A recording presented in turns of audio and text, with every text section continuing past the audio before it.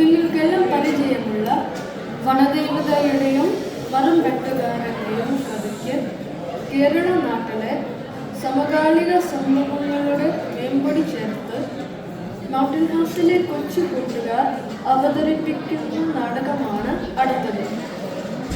ഈ നാടകത്തിൽ അഭിനയിക്കുന്നവർ Gokul, Nathan, Ananya, Eva, Navneet, Amelia, Raveena, Samriddhi and സാര.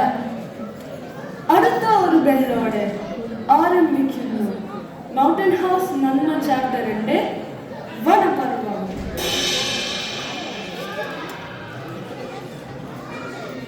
സമ്പന്നനായ ഒരു മദ്യ മുതലാളിയാണ് മല്ലയ്യ.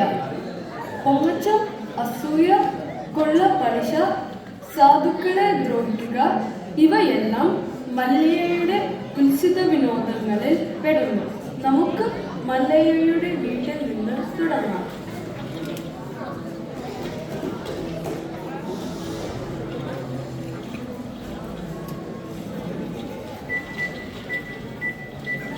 ഹലോ, ഡോക്ടർ ബാബു അല്ലേ?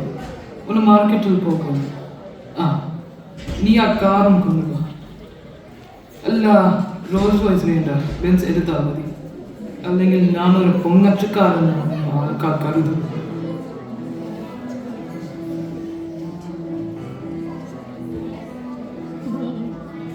അല്ല, നീ ആ മരം വെട്ടുകാരൻ രാമു അല്ലേ?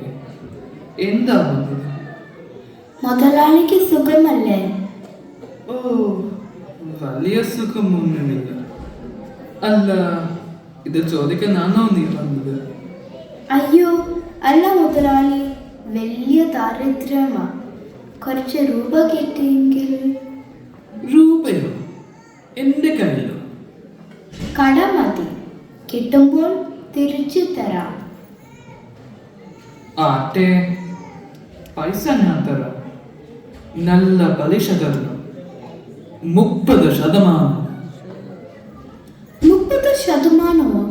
അത് പറ്റില്ല മുതലാളി. എന്നാൽ എന്റെ കയ്യിൽ രൂപയൊന്നുമില്ല. ഉള്ളത് ഞാൻ ക്ഷേത്രത്തിൽ കൊടുത്തു. നീ കേട്ടില്ലേ? ഞാൻ 10 കിലോ സ്വർണമാണ് കൊടുത്തത്. ഇനി ഒരു പൈസ പോലുമില്ല. നിനക്ക് വേണമെങ്കിൽ കാട്ടിൽ പോയി മരം വെട്ടി പൈസ ഉണ്ടാക്കാമല്ലോ. ശരി മുതലാളി. അയ്യോ, എന്ത് ചെയ്യാൻ? നമുക്ക് പോയി മരം വെട്ടാം. നീ വാ.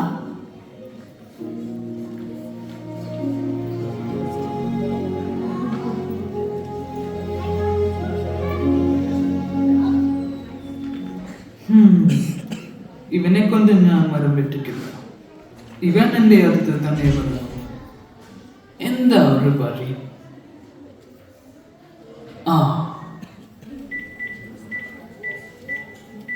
ഹലോ, ആക്ടിവിസ്റ്റ് അമ്മനിയല്ലേ? ഒരു ടിപ്പ് തരുന്നുണ്ട്. കാട്ടിൽ കള്ളന്മാർ മരം മുറുക്കാൻ പോകുന്നു. നമുക്ക് തടയണ്ടേ?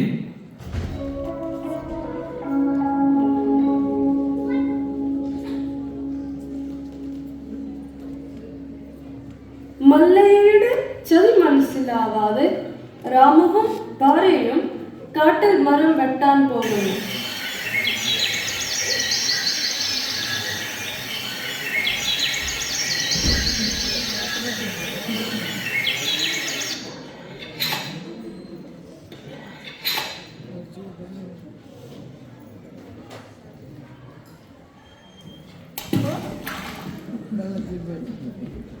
അയ്യോ, മഴ കുളിത്തിൽ പോയി. അയ്യോ, ഇനി നമ്മൾ എന്ത് ചെയ്യും ചേട്ടാ?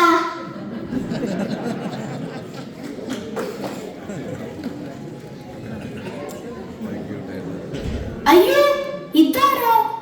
വനദേവത. അയ്യോ, താനാരോ? ഞാൻ അസിസ്റ്റന്റ് കം ട്രാൻസ്ലേറ്റർ. ട്രാൻസ്ലേറ്ററോ? എന്തിനു? അത് വലിയ മാറ്റമാകും. അല്ല, വത്സനല്ല.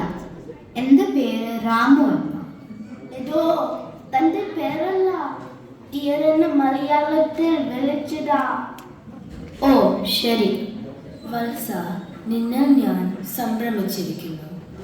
ദേവി, സംഭ്രമിച്ചിരിക്കുന്നു എന്നല്ല, സംപ്രീതനായിരിക്കുന്നു എന്ന് പറയൂ. ഭക്ത, നിന്റെ സംസാരം അതിര് കടക്കുന്നു. ദേവിയുടെ മലയാളം അത്ര പോരല്ലോ. അതെ, ദേവി was born and brought up in US. കുറച്ച് മലയാളം നന്മയിൽ പോയി പഠിച്ചു. പിന്നെ കുറച്ച് പുരാണ സീരിയലും അതൊക്കെ വെച്ച് ഒപ്പിക്കുന്നതാ. പിന്നെന്താ ഇവിടെ ഇമിഗ്രേഷൻ ഇഷ്യൂസ് പോയി അവസാനം എവിടെ വന്ന് കൂടി.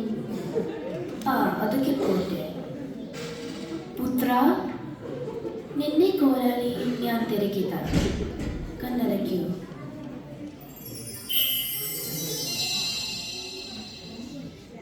ഇതല്ലേ നിന്റെ കോരാളി? അല്ല ദേവി. ഓ, ഒന്ന് കൂടി കണ്ണടയ്ക്കൂ.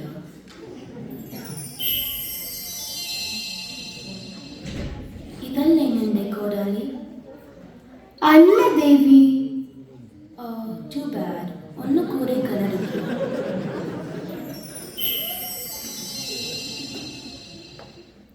ഇതല്ലേ നിന്റെ കോരാളി? അതെ ദേവി. നീ ശരിക്കും ഒരു സത്യസന്ധൻ തന്നെ. ഈ 3 കോരാളിയും നീ എടുത്തോളൂ. ഇത് സത്യമാണോ ദേവി? അതെ, ഞാൻ നിന്നെ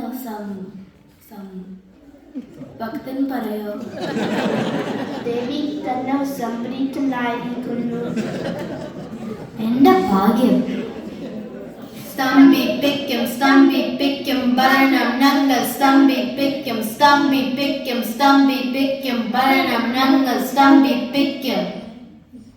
കാവൽ വേണം കാനനമാകെ കാവൽ വേണം.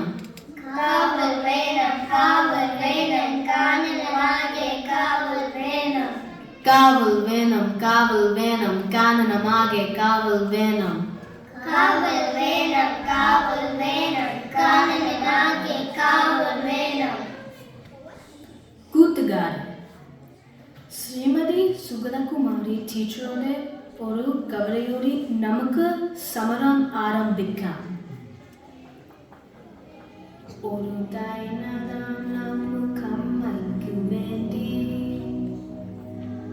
ഒരു കുറച്ചു മക്കൾക്ക് വേണ്ടി, ഒരു നൂറ് കിളികൾക്ക് വേണ്ടി, ഒരു നല്ല നാളേക്ക് വേണ്ടി.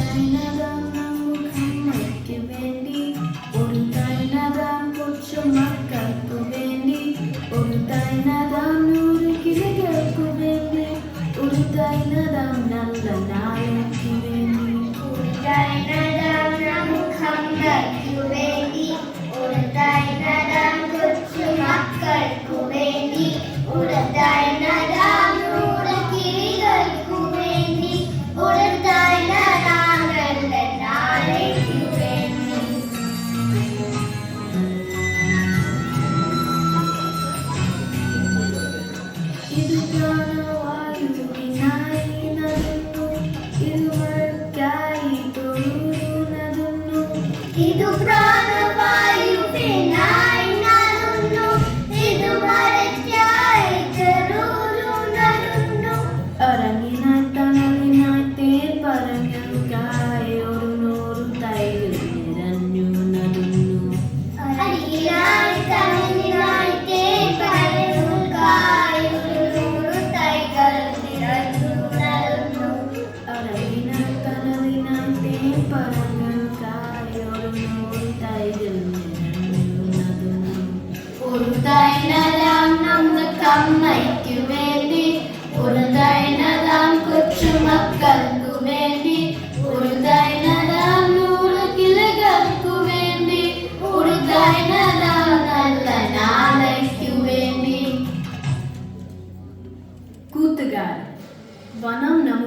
ജീവനാണ്. അത് നമുക്ക് എന്നത്തേക്കും വേണം. മരം വെട്ടാൻ വനദേവത കീർത്തനിക്കുന്നു. ഈ ദേവതയെ ശിക്ഷിക്കണം. വേണം. വനദേവത നീതി പാലിക്കുക. വനദേവത നീതി പാലിക്കുക. വനദേവത രാജിവെക്കുക. വനദേവത രാജിവെക്കുക. ഞാനൊരു തെറ്റും ചെയ്തിട്ടില്ല.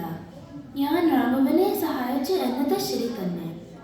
പക്ഷേ അത് മരം വെട്ടാനല്ല. അവന് നീ ഒരിക്കലും മരം വെട്ടേണ്ടി വരില്ല. സ്വർണം മറുവല്ലേ കയ്യിൽ. ആദ്യ ഇത്രയും സ്വർണം എവിടെ നിന്നും കിട്ടി? ഇത് നല്ല ചോദ്യം. വനദേവതയ്ക്ക് ദിവ്യശക്തി ഇല്ലേ? മലയാളം അറിയാത്ത വനദേവത എന്താ ഒരു പന്തികേട് ഉണ്ടല്ലോ. നമ്മൾക്ക് ചില സംശയമൊക്കെ ഉണ്ട്.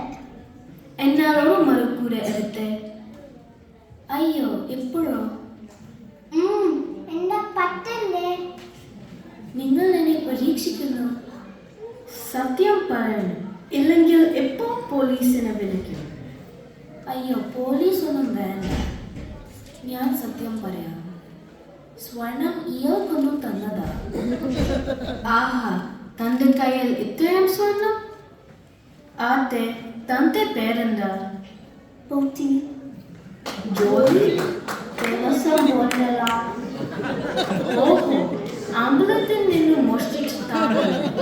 അയ്യോ, എന്റെ 10 കിലോ സ്വർണം. ഭഗവാനെ, തന്നെ. ദുഷ്ട, താൻ എന്നെയും പറ്റിച്ചോ? ചാരുത്തി എന്നല്ലേ പറഞ്ഞത്? പട്ടിണി കിടന്ന കുട്ടികൾ മരിക്കുമ്പോൾ എന്തിനാണ് ദേവന് സ്വർണം? ഇത് ദേശം 5 കിലോ ആണ്. ബാക്കി എവിടെ? അയ്യോ സാറേ, അത് പിന്നെ ഭക്ത,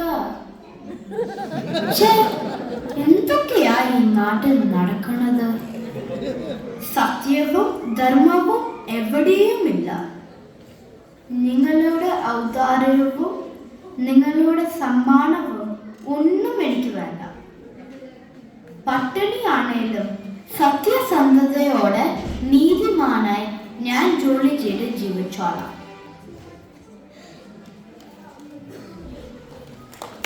സത്യവും ധർമ്മവും അസ്തമിച്ചുകൊണ്ടിരിക്കുന്നു. നീതിപീഠങ്ങൾ ഇരുട്ടിലായിരിക്കുന്നു.